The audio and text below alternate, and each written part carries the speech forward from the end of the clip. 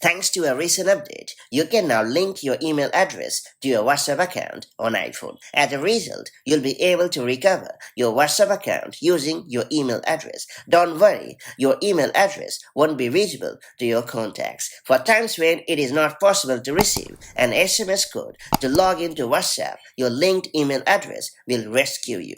That said, let me show you how it's done the right way. First and foremost, you have to open WhatsApp on your iPhone. Now tap on the settings icon at the bottom right corner of the user interface. Then select the account option to proceed. Now choose email address.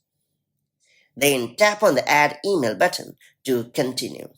After that, you have to enter your email address and verify it using a verification code sent to your email address. And that's pretty much it. So that's how you can easily add email address to WhatsApp on your iPhone. If you found this video helpful, do like and share it, and I'll see you in the next video with more such handy iPhone tips and tricks. Till then, stay safe and have a good time. Bye-bye.